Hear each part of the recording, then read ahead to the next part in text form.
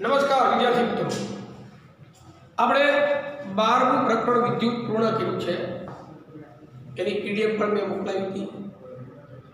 જે દાખલા પાવરના આપણે કોર્સમાં નથી એ પણ મેં મોકલાયા છે।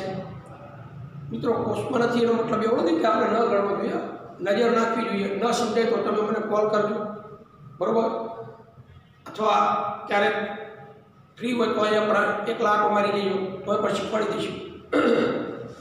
હવે આજે નવું એક ચેપ્ટર છે, 8મું ચેપ્ટર, સજીવો કેવી રીતે પ્રજનન કરે છે।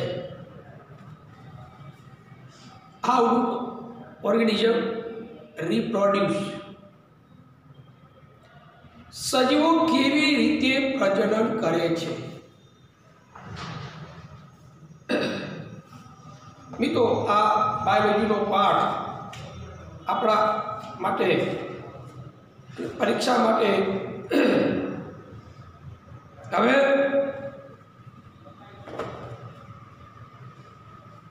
એમાંથી અમુક મુદ્દાઓ જે છે, ધારો કે એકલ સજીવો દ્વારા ઉપયોગમાં લેવાતી પ્રજનન પદ્ધતિઓ આપણને બાદ કરી દીધેલ છે અને એ ટોપિક આપણે કોર્સમાં નથી। બાકીનું આખો સંપૂર્ણ પાઠ આપણા કોર્સની અંદર રાખ્યો છે। આકૃતિવાળા પ્રશ્નો છે, પુરુષ પ્રજનન તંત્ર, સ્ત્રી પ્રજનન તંત્ર, અને આકૃતિઓ પણ આપણા માટે આઈએમપી છે। મિત્રો, પરીક્ષામાં પૂછા છે।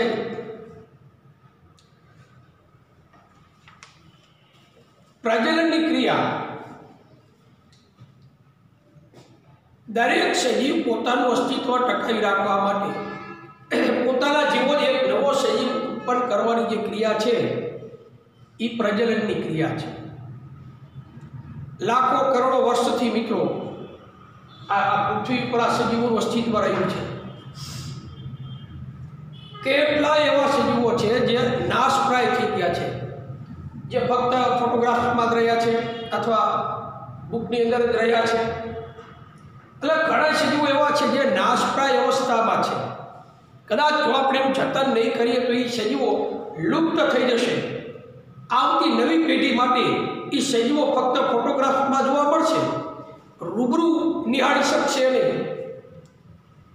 એટલે દરેક સજીવ આ પૃથ્વી પર જન્મ ધારણ કરે છે અને એનું પોતાનું અસ્તિત્વ ટકાવી રાખવા માટે પ્રજનન જેવી પ્રક્રિયામાંથી પસાર થાય છે અને પોતાના જેવો જ એક નવો સજીવ ઉત્પન્ન કરે છે। કાળક્રમે પેઢી દર પેઢી ઉંમર થાય એમ મિત્રો પેઢી લુપ્ત થતી જાય, પછી નવી પેઢી જન્મતી જાય।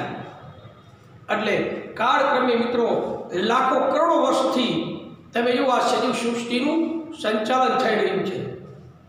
દરેક સજીવ આ પૃથ્વી પર જન્મ ધારણ કરે છે, વૃદ્ધિ પામે છે, યુવાન થાય છે, નવી સંતતિ પ્રાપ્ત કરવા માટે પ્રજનન ક્ષમતા પ્રાપ્ત કરે છે, વૃદ્ધાવસ્થા પ્રાપ્ત કરે છે અને મૃત્યુ પામે છે।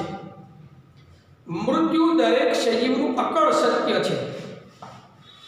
જે જન્મ ધરે છે એ મૃત્યુ પામશે, 100%ની ગેરંટી છે। કોઈ મિત્રો અમર પાટો લઈને આવ્યું નથી આ પૃથ્વી પર। દરેક સજીવ જન્મ ધારણ કર્યો એટલે એનું મૃત્યુ નિશ્ચિત છે। જેટલા તમે હેપી બર્થડે ઉજવો છો, હેપી બર્થડે જે ઉજવો એ ટૂંકમાં આપણી જે આયુષ્ય મર્યાદા છે એમાંથી વર્ષ લુપ્ત થઈ ગયું।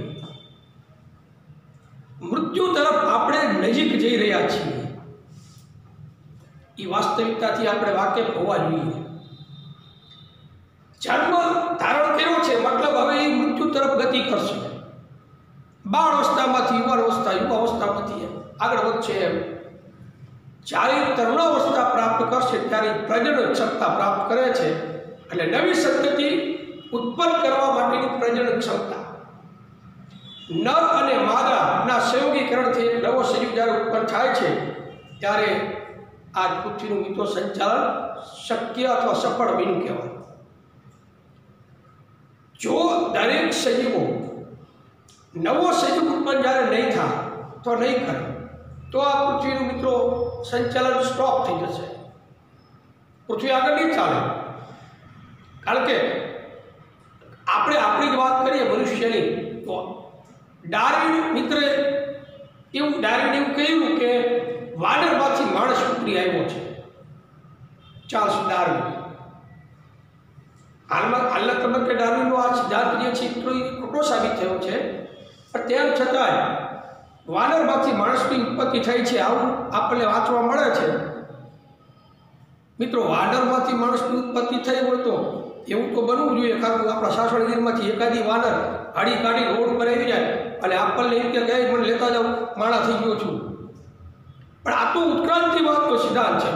ઉત્ક્રાંતિ કાળક્રમે ઉત્ક્રાંતિ થતાં થતાં વાનરમાંથી આ માણસનું સ્વરૂપ મિત્રો અત્યારે અસ્તિત્વમાં જે આવ્યું છે. તો મનુષ્યનું સર્જન કાળક્રમે મિત્રો થતું રહ્યું છે, જેની ઉપર મિત્રો કોઈનું અંકુશ નથી, એની વસ્તી સતત વધે છે. તમે જો कुदरत द्वारा सजीवों का निर्माण थयुं छे। हर बड़ी मछली छोटी मछली को खा जाती है, हर बड़ी मछली छोटी मछली को खा जाती है। आ नियम पर ज आ दुनिया चाले छे। दरेक नाना प्राणीओं ने अथवा नाना जीवजंतुओं ने मोटा प्राणीओं शिकार बनाव्यो छे कुदरते।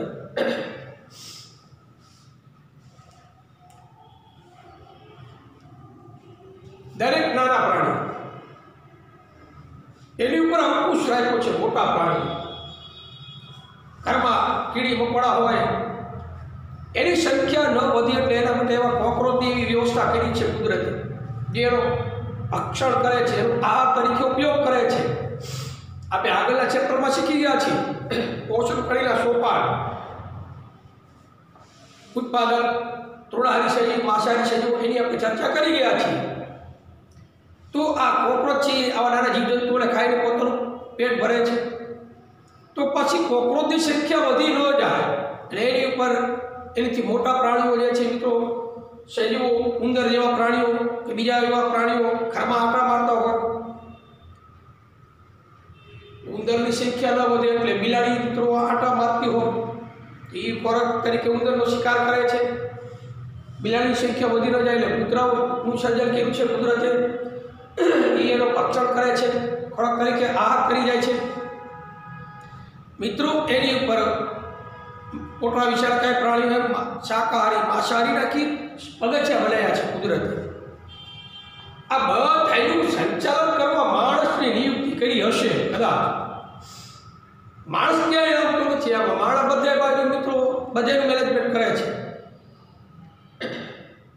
સિંહ છે મિત્રો રે જંગલમાં માણસ એવી ફાવે જ લે, ખબર હે કાર્ય ગમે વ્યક્તિ માણસની જાતે જ મિત્રો એવી દરેક સજીવો એને જ સૌથી વધારે રોગનું પ્રમાણ કયા સજીવમાં છે? મનુષ્યમાં। કોરોના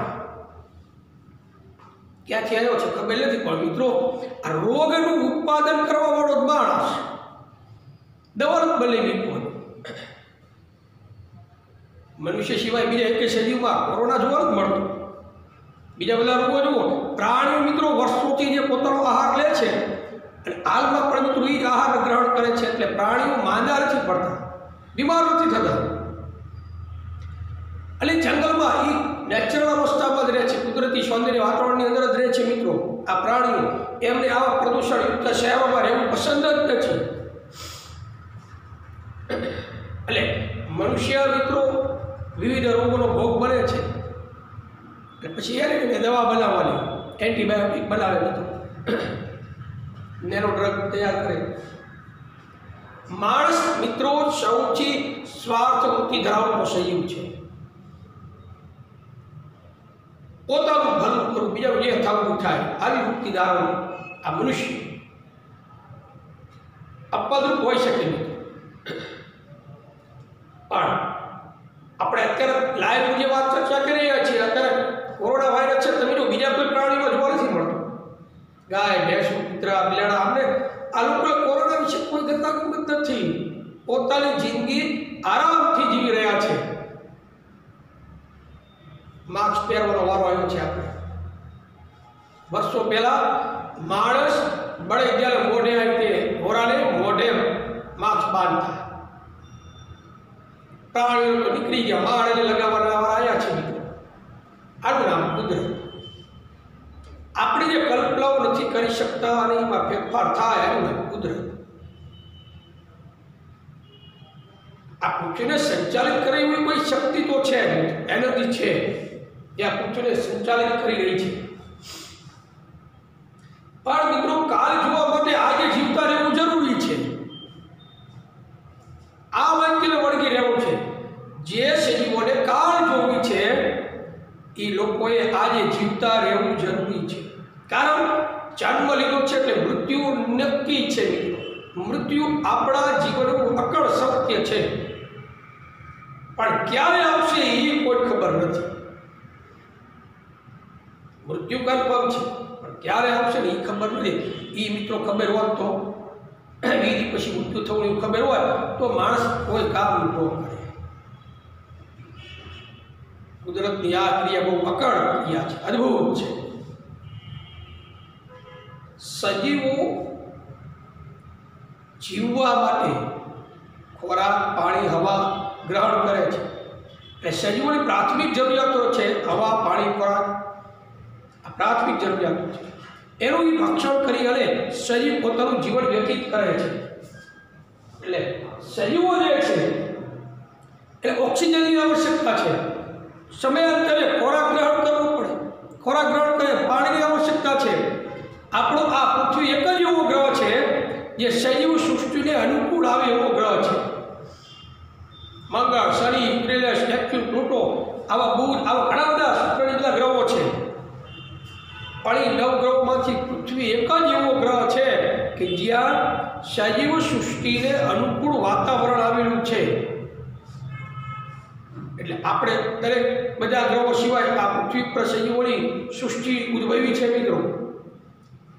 નાસાના વૈજ્ઞાનિકો પ્રયત્ન કરી રહ્યા છે. બીજા ગ્રહો પર સજીવ સૃષ્ટિનું નિર્માણ કરવાના પ્રયત્નો ચાલી રહ્યા છે. એ તો પ્રયત્ન કરવામાં કોઈ બાદ નથી. પણ સજીવ સૃષ્ટિને અનુકૂળ વાતાવરણ જ્યારે પ્રાપ્ત થાય તો બીજા ગ્રહો ઉપર સૃષ્ટિ નિર્માણ કરી શકાય, બાકી ન થાય. પણ વાત આપણી એ છે સજીવો કેવી રીતે પ્રજનન કરે છે.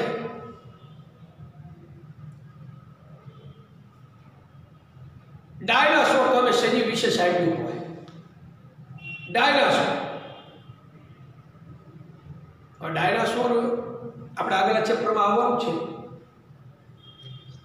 ડાયનાસોર અત્યારે ખાલી નામ અને ફિલ્મોમાં જોવા મળે છે.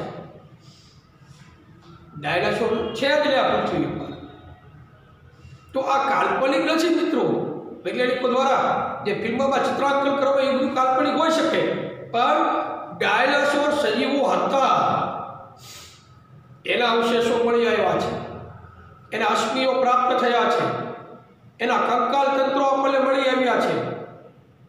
વૈજ્ઞાનિકોએ આવા કંકાલ મળેલા વિશાળ કદના વિશાળકાય કંકાલ ઉપર મિત્રો પ્રતિક્રિયાઓ આપી અને એનું પરીક્ષણ કરી અને એના કેવા રીતના સજીવ હશે એનું એમને કોમ્પ્યુટરાઇઝ ગ્રાફિક્સ તૈયાર કર્યો છે. અને આપણને પછી એના જે ફિલ્મો બતાવ્યા કે આવા ડાયનાસોર હતા. એટલે હાડ પિક્ચર મળી આવ્યા છે મિત્રો. હવે ફિલ્મોમાં ડાયનાસોર આપણને હારા લાગે છે. એ જ ડાયનાસોર અત્યારે પડખેથી નીકળે એટલે આપણી બિલ્ડિંગ ધ્રુજવા માંડે તો ખબર પડે. પણ અત્યારે ડાયનાસોર છે નહીં, પણ આ ડાયનાસોરના વંશજ કદાચ હોય છે. જેમ કે મગર, ગરોળી, કાચીંડા આ બધા ડાયનાસોરના વંશજ હોય છે. ડાયનાસોર છે સરીસૃપમાંથી ઉદ્ભવેલા છે.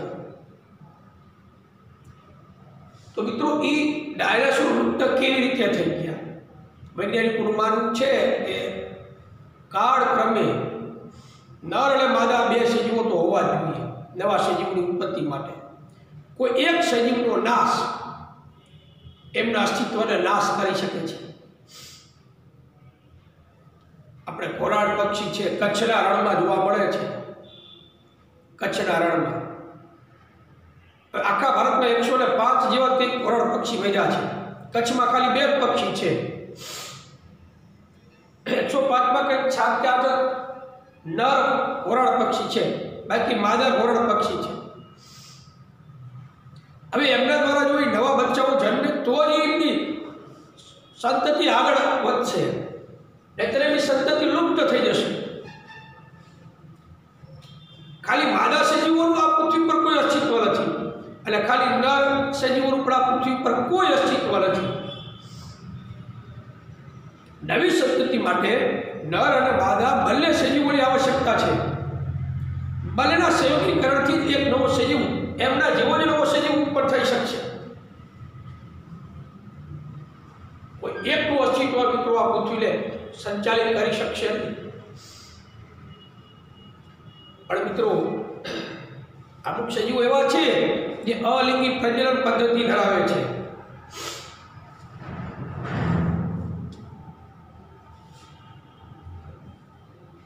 પ્રજનન બે રીતનું હોય. અલિંગી પ્રજનન અને લિંગી પ્રજનન.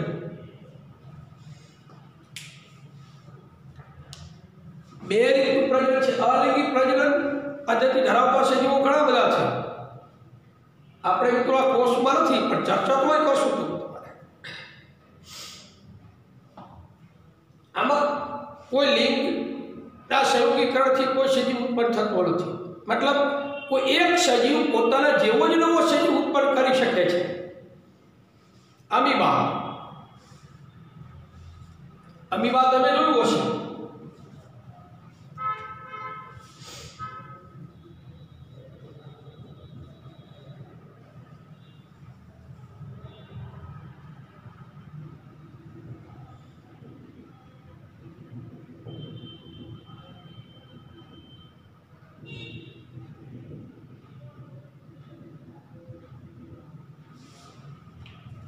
અમીબા મિત્રો નર માદા જેવો સજીવ આ એક કોષીય સજીવ છે. કેવું છે? એક કોષીય સજીવ. તો એમાંથી એનું બાળ અમીબા કેવી રીતે વિકસિત થશે? આપણે આગળ અમીબામાં પોષણ પદ્ધતિ આપણે જોઈ ગયા હતા. અહીંયા આ એક અમીબા છે, એમાંથી બીજો એક કોષ બને છે.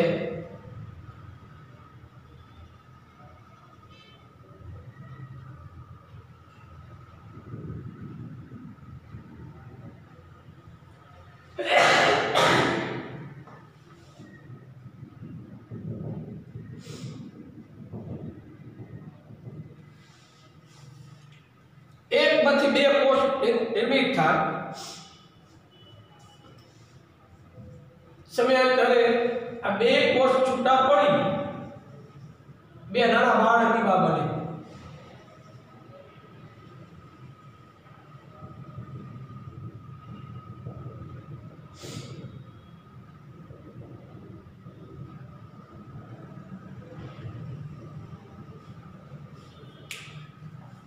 આ અમીબામાં અલિંગી પ્રજનન પદ્ધતિ છે. એને દ્વિભાજન કહેવાય. શું કહેવાય? દ્વિભાજન પ્રક્રિયા. બે ભાગમાં વહેંચાઈ ગયું. દ્વિભાજન. તો આ અલિંગી પ્રજનન પદ્ધતિ છે. એટલે મિત્રો આપણે વાત એવી છે, એક સજીવ પોતાના જેવો નવો સજીવ ઉત્પન્ન કરવાની ક્રિયા જે છે એને આપણે પ્રજનન કહીએ છીએ. તો પાઠ જોતા જઈએ સાથે ખ્યાલ આવશે.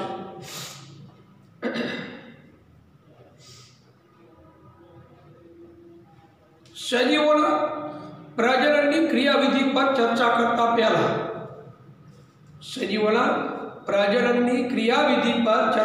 કરતા પહેલા આવો આપણે એક મૂળભૂત પ્રશ્ન કરીએ કે સજીવ પ્રજનન શા માટે કરે છે? સજીવ પ્રજનન શા માટે કરે છે? આ પ્રશ્ન છે.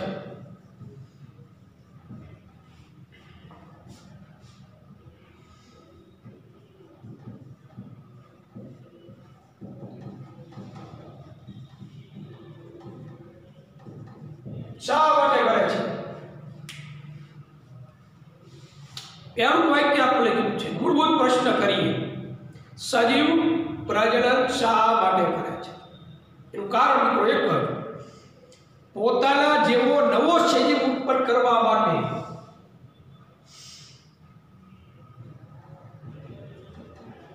પોતાના જેવો નવો સજીવ ઉત્પન્ન કરવા માટે સજીવ પ્રજનન કરે છે. પોતાના જેવો નવો સજીવ ઉત્પન્ન કરવા માટે પ્રજનન કરે છે. વાસ્તવમાં પોષણ, શ્વસન અથવા ઉત્સર્જન જેવી જરૂરી જૈવિક ક્રિયાઓની માફક કોઈ વયસ્ક પ્રાણીને જીવિત રહેવા માટે પ્રજનનની ક્રિયા જરૂરી નથી.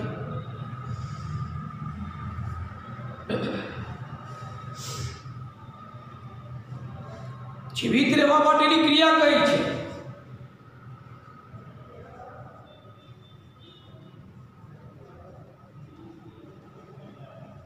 જીવિત રહેવા માટેની ક્રિયા બીજું આ પ્રજનન છે જીવતા રહેવા માટેની ક્રિયા નથી. જન્મે અને મૃત્યુ પામે ત્યાં સુધી પ્રજનન એક પણ વખત પ્રજનન કાર્ય ન કરે તો પણ એ મૃત્યુ પામશે નહીં. જીવતા રહેવા માટેની ક્રિયા છે જ નહીં. કોઈ સજીવ છે જીવનકાળ દરમિયાન પ્રજનન કાર્યમાંથી પસાર થતો નથી તો એ મૃત્યુ નથી પામતો. મૃત્યુ તો જ્યારે એનું નક્કી છે ત્યારે થવાનું જ છે. એટલે જીવિત રહેવા માટેની ક્રિયાઓ કઈ છે તો આપણે આગલા ચેપ્ટરમાં જોઈ ગયા છીએ. પોષણ,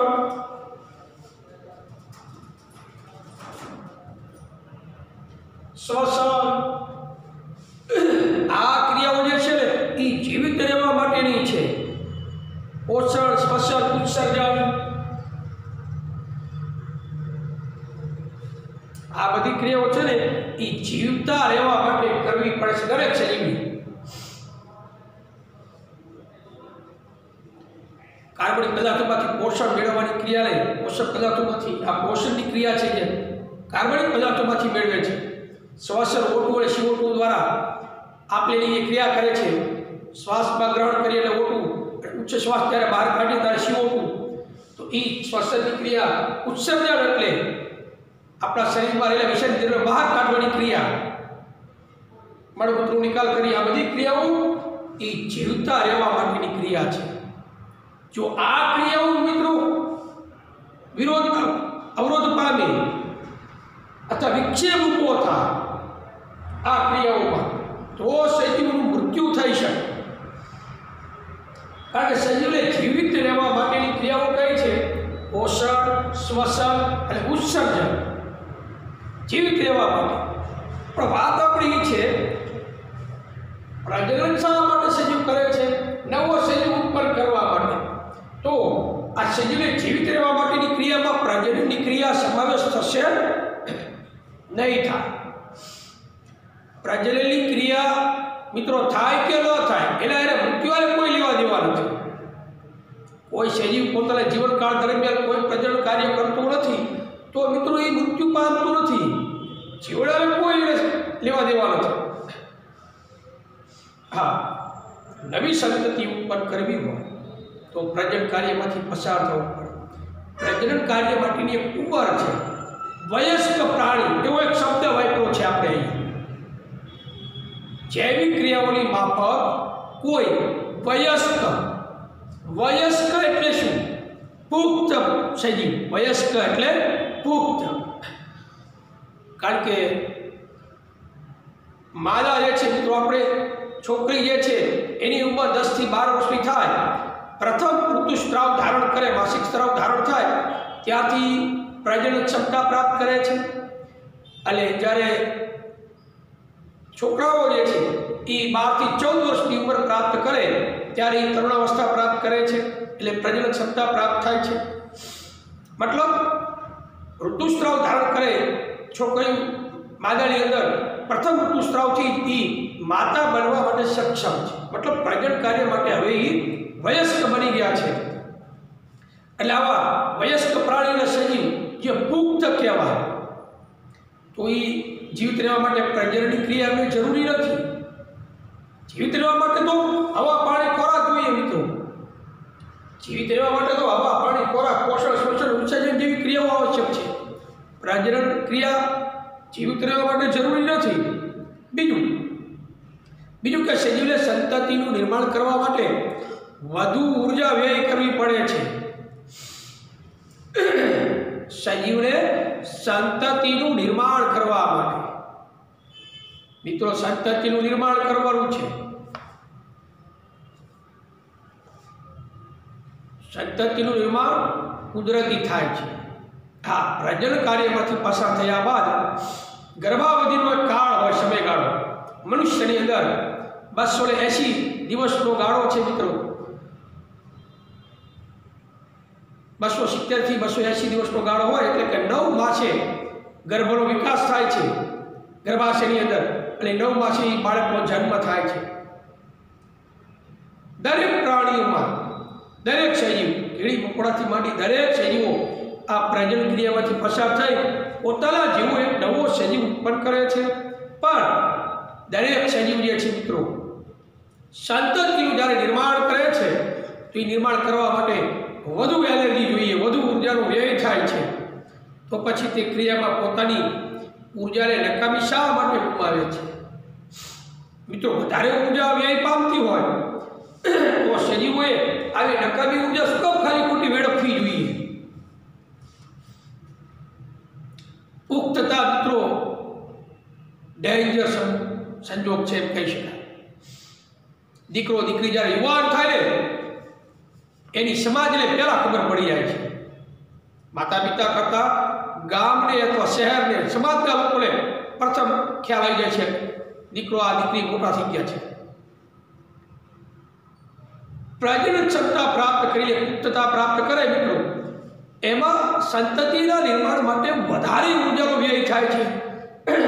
તોય દરેક સજીવ આ ઉર્જા શા માટે વ્યય કરે છે? આ પોતાની ઉર્જાને નકામી શા માટે ગુમાવે છે? જે ક્રિયા તેને જીવિત રાખવા માટે જરૂરી નથી, આ ક્રિયા એવી પોતાને જીવિત રાખવા માટે જરૂર નથી તો એટલી ઉર્જા વ્યય કરે છે. શા માટે આ ક્રિયામાંથી પસાર થાય છે જે પોતાને જીવિત રાખવા માટે જરૂરી નથી, તેમ છતાંય એ આ નકામી ઉર્જાને વ્યય કરે છે? તો આ પ્રશ્નનો જવાબ શોધવા આ પાઠમાં આપણે અત્યંત રસપ્રદ રહેશે.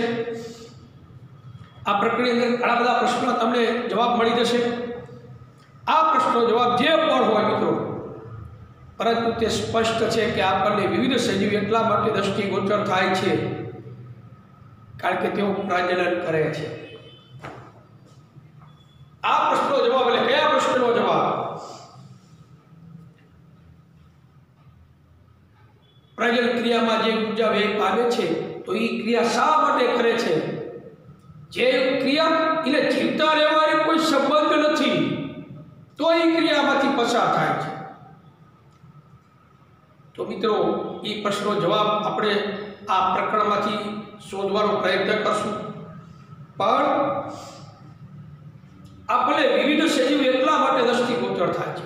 તમે ઘરની બહાર નીકળો, શહેરમાં કે શહેરીમાં, મોહલ્લામાં તમે જ્યારે આંટો મારો છો, તમે ચાલીને જતા હો, તમારી સામે આજુબાજુ ઘણા બધા એવા સજીવો તમે નિહાળો છો. કીડી મકોડા, કૂતરા, બિલાડા, ઘણા બધા સજીવો, ગાય, ભેંસ, બધા આ સજીવો તમને દ્રષ્ટિગોચર થાય છે. તમને એવું લાગ્યું કે આ સજીવો લુપ્ત થઈ જાય છે વ્યાધિમાં? એવું લાગે છે? આપણે જોઈ શું કામ શકીએ છીએ? આપણા પેઢી, વારસાગત પેઢી, દાદા જે હોય એમને પણ આ પ્રાણીઓ જોયા છે. તો એ પ્રાણીઓ અમુક જેમ ઉંમર થાય મૃત્યુ પામે, પાછા નવા પ્રાણીઓ જન્મતા હોય. આપણે દ્રષ્ટિગોચર થાય છે. દ્રષ્ટિગોચરને જોઈ શકીએ છીએ વિવિધ સજીવોને. એનું કારણ છે કે સજીવો નિર્માણ થયેલા છે, એમના દ્વારા નવા સજીવો ઉત્પન્ન થાય છે. એટલે દરેક સજીવ પોતાના જેવો સજીવ ઉત્પન્ન કરવાની ક્રિયામાંથી પસાર થાય છે. એટલે આ બધા સજીવો આપણે દ્રષ્ટિગોચર થાય છે કારણ કે બધા જ સજીવો પ્રજનન કરે છે. જો તે સજીવ એકલો હોય અને કોઈ પણ પ્રજનન દ્વારા પોતાના જેવા સજીવની ઉત્પત્તિ ન કરી શકે તો આપણને તેના ચિત્રની પણ ખબર ન પડે.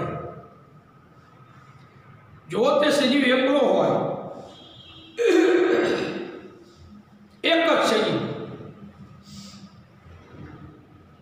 એ લોકો સંસાર છોડીને જતા રહ્યા છે, સંસારમાં કાંઈ નથી, વાતો કરતા હોય પાછા સંસાર બહુ માયાથી પર છે, ફલાણું છે, ઢૂંઢું છે।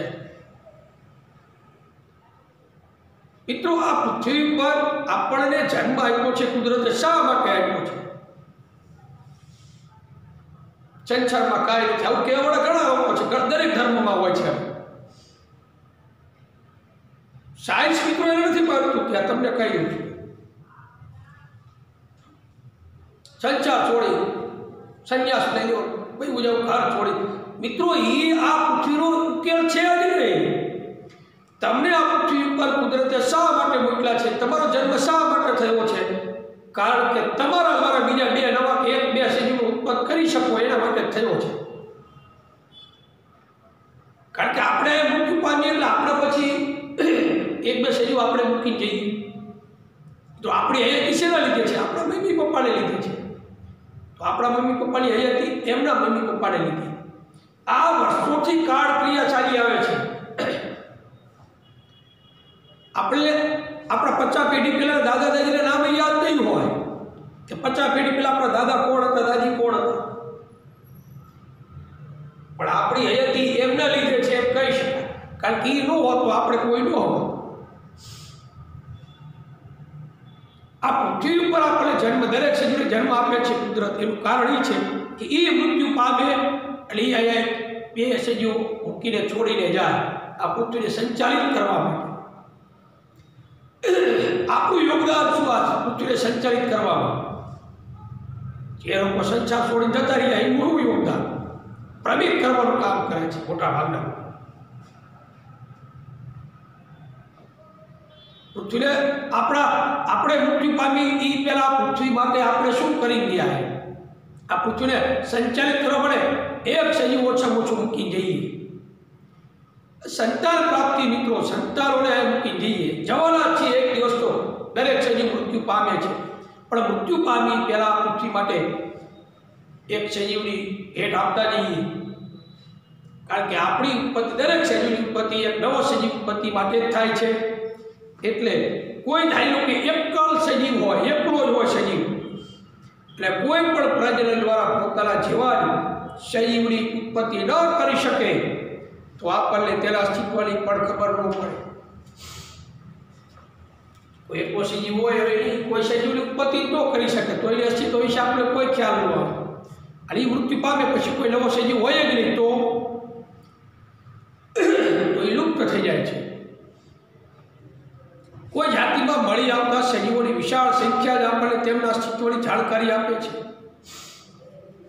ડિસ્કવરી ચેનલ તમે જોતા હોય મિત્રો, ડિસ્કવરી ચેનલની અંદર યા બે વગર પ્રાણીઓ ટોળા હોય છે, અને એ ટોળાની અંદર તમે એવા કેટલા ટોળાઓ છે, અને વાઘ કે સિંહ એમની પર હુમલો કરી શિકાર કરી પોતે પેટ ભરતા હોય છે, તેમ છતાં એમની સજીવની સંખ્યા વધતી જ જાય છે।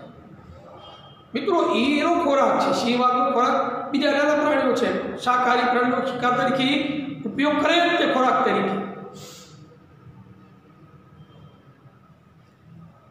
આપણે મનુષ્ય ધાર્મિક વૃત્તિ ધરાવે છે, પણ જંગલમાં એવું કંઈ આવતું નથી મિત્રો। હર બડી મછલી, છોટી મછલી ખા જતી, આ નિયમ ઉપર ચાલે છે। દરેક પ્રાણીઓ જે માંસાહારી પ્રાણી છે તૃણાહારી પ્રાણીઓ ઉપર પ્રહાર કરી અને પોતાનું પેટ ભરશે। હરણ છે, યાક છે, એવા જે શાકાહારી તૃણાહારી પ્રાણીઓ શિકાર કરી પોતાનું પેટ ભરી લે છે, પણ કાળક્રમે મિત્રો એમના દ્વારા એ સજીવો નાશ પામ્યા છે, તો એમની ઉપર જ્યારે બીજા સજીવનો હાવ હોય તો એ સિંહ વાઘેથી તો મૃત્યુ તો પામવાના જ છે। કોઈ શિકારી પ્રવૃત્તિથી મૃત્યુ ન પામે તો મિત્રો ઉંમરના અવસ્થાના કારણે પણ મૃત્યુ તો નિશ્ચિત જ છે, એક દિવસ એમનું મૃત્યુ તો થશે જ। વિશાળ સંખ્યામાં આપણે જ્યારે પ્રાણીઓના ધાડ એટલે કે ટોળા મળી આવે છે એટલે આપણે એમના અસ્તિત્વની જાણકારી આપી દે છે। આપણને કેવી રીતે ખબર પડે છે કે બે સજીવ એક જ જાતિના સભ્ય છે? આપણે સ્ત્રી અને પુરુષ બે અલગ અલગ છે મિત્રો, શરીરના અંગોથી પણ જુદા પડે છે, તેમ છતાં આપણને ખબર પડે છે કે આ બે એક જ માણસ છે। છે તો એ એક જ જાતિના સજીવ કહેવાય. માણસ છે એ જાતિ છે. સ્ત્રી, પુરુષ, બાળક, વૃદ્ધો આ બધા એની પ્રજાતિ ગણી છે. પણ માણસ છે એ જાતિ, એમાં માદા અને નર બંને હોય છે.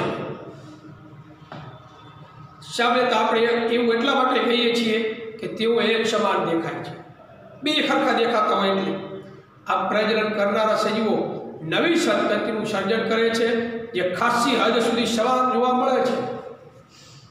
અમુક હદ સુધી એમ સમાન હોય છે. નવી સંતતિનું સર્જન કરવા માટે જ પ્રજનન કરે છે. ટૂંકમાં સાર મિત્રો એટલો થયો આયા કે સજીવો પ્રજનન શા માટે કરે છે. પાઠ નામ છે આપણે સજીવો કેવી રીતે પ્રજનન કરે છે. પણ શા માટે પ્રજનન કરે છે એનો જવાબ એક જ છે મિત્રો. એક જ એટલે નવી સંતતિનું નિર્માણ માટે એ પ્રજનન કાર્ય કરે છે. તો મિત્રો નર અને માદા જેવા સજીવો જે પ્રજનન કાર્ય કરે છે એ લિંગી પ્રજનન છે, જેમાં બે સજીવની આવશ્યકતા છે, નર અને માદા. લિંગી પ્રજનનમાં એક સજીવ દ્વારા નવો સજીવ ઉત્પન્ન કરી શકાશે નહીં. અલિંગી પ્રજનનમાં એક સજીવ દ્વારા નવો સજીવ ઉત્પન્ન કરી શકાય. અલિંગી દ્વારા મિત્રો જન્મ આપવાનો અધિકાર કુદરતે માદાને જ આપ્યો છે. આ દુનિયામાં માથી કોઈ મોટું નથી. માં શબ્દ જેવો છે, માથી કોઈ મોટું નથી.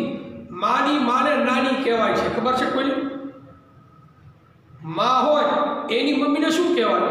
નાની કહેવાય. મતલબ સૌથી મોટી જો કોઈ માં છે, કારણ કે માની માને નાની કહેવાય છે.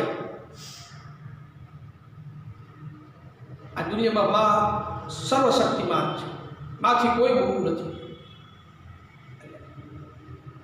માતૃત્વ ધારણ કરવાનો અધિકાર કુદરતે માતાને આપ્યો છે, એટલે કે માદાને આપ્યો છે. પણ મિત્રો એ એકલા પ્રયત્નથી આ થતું નથી, કારણ કે નર અને માદાના સંયોગીકરણથી પુત્ર પ્રાપ્તિ થાય છે, એટલે નવી સંતતિ ઉત્પન્ન થાય છે. તો નર માદાના સંયોગીકરણથી જે સંતતિ ઉત્પન્ન થાય છે એ ક્રિયા છે લિંગી પ્રજનનની. એટલે જ્યારે એકલો સજીવ એક જ સજીવ દ્વારા નવો સજીવ જ્યારે ઉત્પન્ન કરવાની ક્રિયા છે એ છે અલિંગી પ્રજનનની ક્રિયા. તો